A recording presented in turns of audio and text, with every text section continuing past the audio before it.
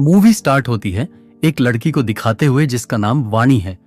वाणी अपने बॉयफ्रेंड महेश से शादी करने वाली है, इसलिए वो अपने माँ बाप के साथ कोर्ट में जाती है। कोर्ट में वाणी बहुत सारे कपल्स को शादी करते देखकर काफी खुश होती है, लेकिन तभी उसके बॉयफ्रेंड महेश का कॉल आता है और वो वाणी से कहता है कि उसे ये शादी नहीं करनी है और वो सैन फ्रांसिस्को जा रहा है। सच तो ये था कि महेश अपनी कंपनी के मालिक की बेटी से शादी करता है, जिससे वह कंपनी का मालिक बन जाए। ये सुनकर वाणी बेहोश हो जाती है और ऐसे ही 6 महीने बीत जाते हैं।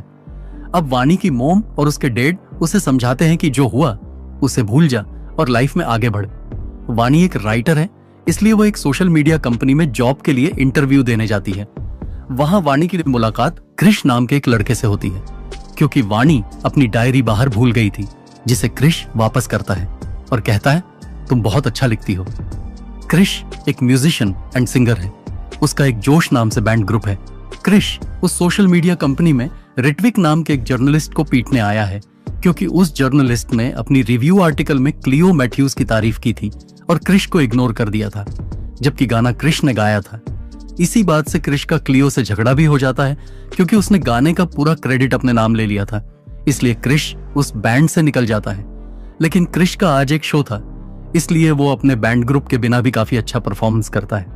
अब यहाँ हम क्रिश के एक दोस्त को देखते हैं जिसका नाम केवी होता है।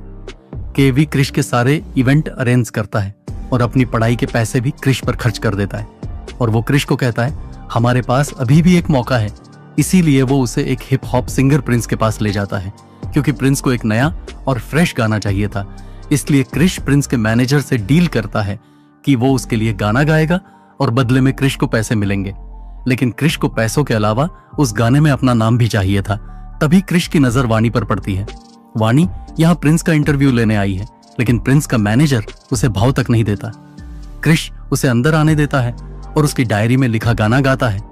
वो गाना प्रिंस को भी काफी पसंद आता है, लेकिन वो गाना अधूरा होता है जिसे सिर्फ वाणी पूरा कर सकती है, क्योंकि उसके आगे के पन्ने वाणी ने फाड़ दिए थे। इसीलिए क्रिश वाणी से एक डील करता है कि उसे गाना मिल जाएगा और वाणी को प्रिंस का इंटरव्यू। इसीलिए ये दोनों मिलकर इस गाने को लिखने की कोशिश करते हैं। लेकिन वाणी को वो गाना बिल्कुल भी याद नहीं था। जब क्रिश उससे पूछता है तुम्हें गाना क्यों याद नहीं है, तब वाणी बताती है कि उसे भूलने की बीमारी है। फिर क्रिश गुस्से में कहता है तुम स्टूडियो जैसी जगह जहां लाखों गाने बनाए जाते हैं, ऐसी जगह पर भी एक गाना नहीं बना पा रही हो। जिस पर वाणी कहती है कि यहाँ गाने गाए जाते हैं, बनाए नहीं। इसलिए क्रिश उसे अपनी फेवरेट जगह पर ले जाता है, जहां वह क्रिकेट खेलकर अपना गुस्सा निकालता है और अपने सपने के बारे में वाणी को बताता है कि वह एक बड़ा स्टार बनना चाहता है, जिससे वाणी को क्रिश में छुपा स्टार नजर आता है और वो गाना लिखना शुरू कर देती है। ये दोनों जगह जगह घूमकर गाने को पूरा लिख देते हैं और ये गाना प्रिंस को काफी पसंद आता है। लेकिन प्रिंस का मैनेजर कहता है कि इस गाने में रैप कहाँ है। प्रिंस बिना रैप के ये गाना कैसे गा सकता है, इसलिए हमें इस गाने को छोड़ देना चाहिए और दूसरे आर्टिस्ट को लाना चाहिए। यह सुनकर क्रिश को बहुत बुरा लगता है और वाणी कहती है ये गाना दिल से लिखा है और इन्हें इसमें रैप चाहिए, जिस पर क्रिश राजी हो जाता है, क्योंकि क्रिश को पैसों की जरूरत है और ये गाना बिना रैप के बिकेगा नहीं। इसलिए क्रिश कंप्रोमाइज कर लेता है, लेकिन वाणी को क्रिश का ये कंप्रोमाइज करना पसंद नहीं आता, इसलिए वो गुस्से में वहां से जाने लगती है। तभी वहां कुछ पुलिस वाले आते हैं, जिससे हमें पता चलता है कि क्रिश की मोम की मौत के बाद उसके 1.5 दिन भर शराब पीकर झगड़ा करते हैं। उनकी इसी हरकत की वजह से क्रिश उनसे मतलब नहीं रखता और उनकी देखभाल नहीं करता, इसलिए वो पुलिस वाले क्रिश को लास्ट वार्निंग देते हैं। क्रिश पहले ही अपनी कैरियर को लेकर परेशान चल रहा है और अब अपने डैड की इन हरकत की वजह से और परेशान हो जाता है। इसलिए वो उन्हें कहता है जाओ पियो शराब और मर जाओ, तुम्हारे मरने से किसी को कोई फर्क नहीं पड़ता, और वहां से अपनी फेवरेट जगह पर चला जाता है। वाणी ने क्रिश को इतना परेशान कभी नहीं देखा, इसलिए वो उसके पीछे आ जाती है और उसे बताती है कि उसने रैप लिख दिया है और साथ ही अपने पास्ट के बारे में बताती है कि वो एक लड़के से शादी करने वाली थी, लेकिन उसने धोखा दे दिया। जब से मैं डिप्रेशन में थी, मैंने लिखना भी छोड़ दिया, और जब तुम लाइफ में आए तो मैंने हंसना बोलना शुरू किया और लिखना शुरू किया। तुमने मुझे इस दर्द से आजाद किया और अब मैं चाहती हूँ तुम भी अपने दर्द से आजाद हो जाओ। मैं भी तुम्हारी मदद करना चाहती हूँ, तुम्हें खुश देखना चाहती हूँ। अगर तुम ये नहीं चाहते तो मैं यहाँ से चली जाती हूँ। तभी पीछे से आवाज आती है वाणी मेरी मदद करो। इसके बाद ये दोनों बार में जाते हैं, जहां क्रिश के डैड बिना पैसे के शराब पी रहे थे और बार का मालिक उनका पर्स छीन लेता है। इसी बात से वो झगड़ा करने लगते हैं, क्योंकि उस पर्स में उनकी फैमिली की फोटो थी। फिर क्रिश बार के मालिक को पैसे दे देता है और अपने डैड को शराब से छुटकारा दिलाने के लिए रिहाब सेंटर में भर्ती कर देता है। लेकिन वहां की फीस बहुत ज्यादा थी, इसलिए उसे पैसों की जरूरत थी। उसकी पैसों की ये जरूरत तो प्रिंस का मैनेजर पूरी कर देता है, क्योंकि क्रिश अपना गाना बेच देता है। लेकिन प्रिंस के मैनेजर की एक शर्त भी होती है कि क्रिश का उस गाने पर कोई भी कैसा भी हक नहीं होगा, और वो उसे प्रिंस के कॉन्सर्ट की 2 टिकट भी देता है। अब क्रिश वाणी को छोड़ने जाता है और आज इन दोनों का आखिरी दिन है, इसलिए क्रिश वाणी से कहता है कि मैं चाहता हूं अब हम कभी ना मिले, क्योंकि मेरे साथ खुशियां ज्यादा दिन नहीं रहती। इसके बाद वाणी अब उदास रहने लगती है और फिर अपनी डायरी खोलकर देखती है जिसमें उसे प्रिंस के कॉन्सर्ट की टिकट मिलती है। इसलिए अब वाणी क्रिश से मिलने उस कॉन्सर्ट में जाती है। वहां ये दोनों काफी क्लोज आ जाते हैं, दोनों एक दूसरे से प्यार भी करते हैं और दोनों के बीच किस भी होती है। अब क्रिश वाणी के कहने पर अपने बैंड ग्रुप वाले दोस्तों से माफी मांगता है और वो उसे माफ भी कर देते हैं। एक बार फिर से ये लोग मिलकर गाना बनाते हैं जिसे वाणी ने लिखा है। इसी बीच क्रिश जब वाणी को छोड़ने उसके घर जाता है तो वाणी के मॉम डैड उन्हें देख लेते हैं। उन्हें डर लगता है कहीं वाणी एक बार फिर से गलत लड़के के प्यार में ना पड़ जाए, इसलिए उसकी मॉम घर पर फिर से वाणी को समझाती हैं। इसी बीच वाणी फिर से बेहोश हो जाती है और वो उसे हॉस्पिटल ले जाते हैं, जहां डॉक्टर बताता है कि सब कुछ नॉर्मल है, पर तुम इसे एक बार दिमाग के डॉक्टर को दिखा दो। क्रिश भी उनके साथ होता है। वो वाणी से मिलने जाता है तो वाणी की मॉम उससे कहती है अगर तुम उससे सच में प्यार करते हो तो शादी कर लो, वरना उसे छोड़ दो, उसने पहले ही बहुत दुख देखे हैं। ये सुनकर क्रिश को काफी बुरा लगता है, इसलिए वो वाणी से शादी करने को कहता है। लेकिन वाणी उससे कहती है शादी तो हम बाद में भी कर लेंगे, पहले तुम्हारा स्टार बनना जरूरी है। इसी के साथ कहानी आगे बढ़ती है। क्रिश को पता चलता है कि वो एक स्टार बन गया है, क्योंकि उन्होंने जो गाना यूट्यूब पर डाला था वो वायरल हो चुका है, जिससे उसकी काफी फैन फॉलोइंग बढ़ गई है। लोग उसे पसंद करने लगे हैं। वही वाणी को दिखाया जाता है जो दिमाग के डॉक्टर से मिलती है। वहां पता चलता है कि वाणी को भूलने की बीमारी है और वो धीरे धीरे सब चीज भूल जाएगी, जहां तक कि क्रिश को भी। इस बात से वाणी शौक हो जाती है। तभी क्रिश उससे मिलने आता है और उसे बताता है कि वो अब स्टार बन चुका है, लोग उसके साथ काम करना चाहते हैं। और फिर वाणी को लेकर गाड़ी पर चढ़ जाता है और चिल्ला चिल्ला कर कहता है वाणी मैं तुमसे प्यार करता हूं। वाणी क्रिश को इतना खुश देखकर अपनी बीमारी के बारे में कुछ नहीं बताती, क्योंकि वो नहीं चाहती क्रिश उसे लेकर टेंशन में रहे। अब अगले दिन जब वाणी अपने ऑफिस जाती है तो वहां उसकी मुलाकात उसके एक्स बॉयफ्रेंड महेश से होती है, जिसे देखकर वाणी को अपना बीता हुआ कल याद आता है। अब महेश वाणी की कंपनी में पार्टनर है।